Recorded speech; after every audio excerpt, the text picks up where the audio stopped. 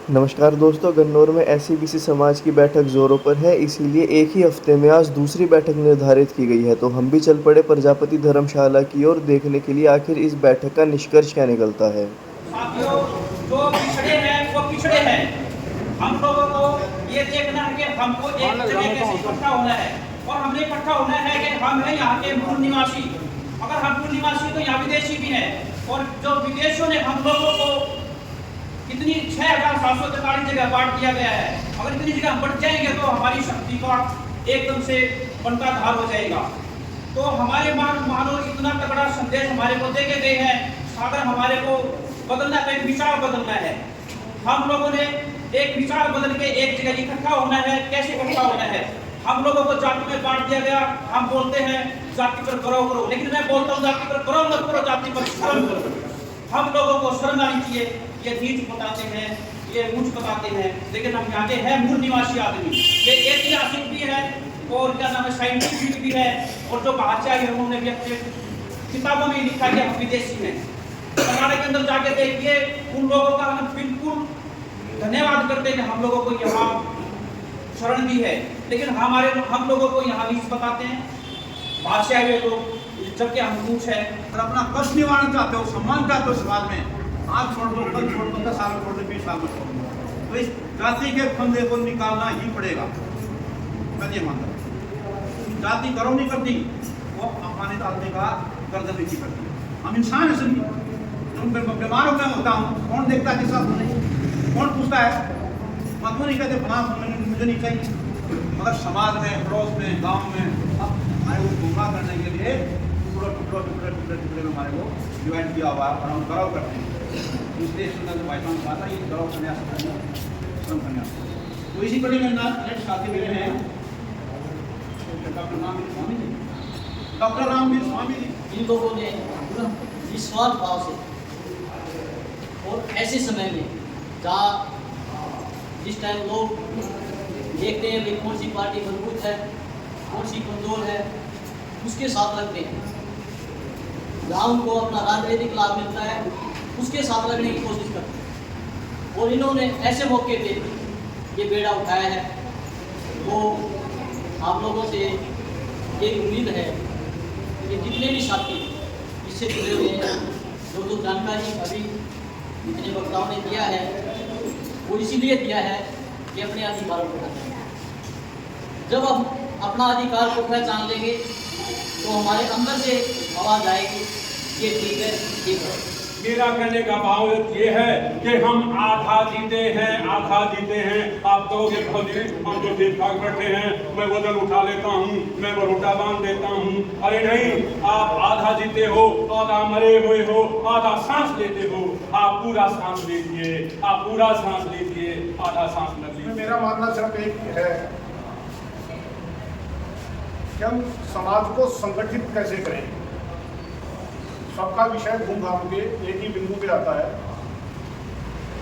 कि जो ये पिछड़ा हुआ समाज है, जो ये गरीब समाज है,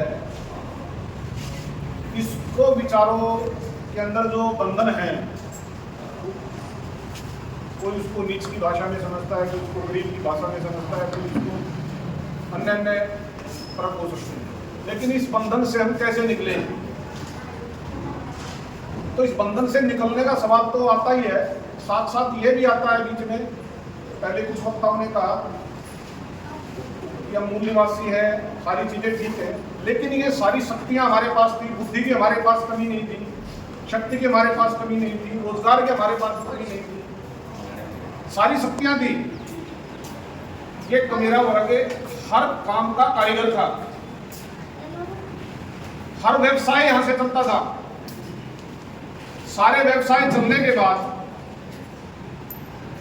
इस स्थिति में क्यों आए कि हम अपने आप को पिछड़ा वर्ग, लोग तो कहते ही थे, हम भी मानने लगे। चोपड़ा जी ने बहुत अच्छे से बताया कि जाति का मापने का पैमाना क्या है। किसी के पास नहीं मिलेगा। दूध को मापने का है, अनाज को मापने का है, पैर को मापने का, हाइट को मापने का, हर चीज का मिलेगा, लेकिन जाति को मापने का पैमाना नहीं है।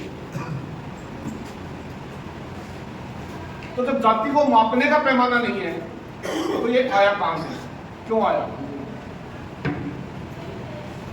और आया है तो क्या हम उसको खत्म कर सकते हैं? अब बहुत ज्यादा चिंतन पीछे जाने में, इतिहास में, उसी में हम उलझे रहेंगे। उसमें उलझने की मुझे लगता आवश्यकता नहीं है। हमें सिर्फ अपनी एकता की बात करनी है, किसी जाति विशेष की बात नहीं करनी है। जब तक हम उसी में उलझे रहेंगे, जब हम स्वयं ही एक जाति की बात कर रहे हैं,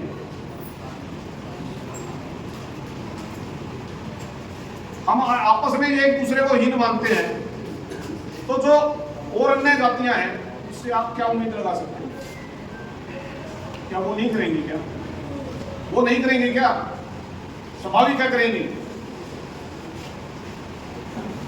ये हिंदुस्तान का दुर्भाग्य है कि जो लोग सफाई करते हैं उसको अछूत माना जाता है, और जो गंद फैलाने वाले लोग हैं उनको उच्च कोटि का माना जाता है। ये दुर्भाग्य है इस देश का। अगर आपको इस सारे सिस्टम से बाहर निकलना है, सबसे पहले संगठित हो। हमने किसी विशेष वर्ग पे, किसी पे बोलने की आवश्यकता नहीं है। हमने हरियाणा, पूरा हरियाणा है, आज तक कोई एससी नहीं, कोई बीसी नहीं, आज तक क्यों नहीं है? जो हमारी संख्या 85% हम बोलते हैं, आज तक कोई हमारा चीफ मिनिस्टर नहीं बना है तो नामांतर बना दिए गए हैं। इस वजह से जब संविधान में आरक्षण का प्रतिनिधित्व का जब बात चल रही थी, जब डिवाइडेशन हो रहा था, डिवाइडेशन में उस तबका ऐसा था जो बिल्कुल नीचे था, उस तबका ऐसा था जो ऊपर था।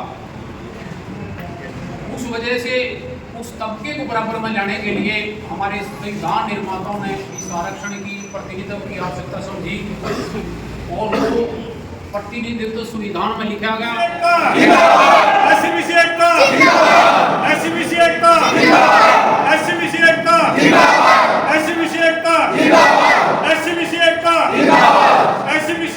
इसी के साथ आज का कार्यक्रम होता है समाप्त। मिलते हैं आपसे किसी और वीडियो में, किसी और कार्यक्रम के साथ। तब तक के लिए जय श्री राम, हर हर महादेव।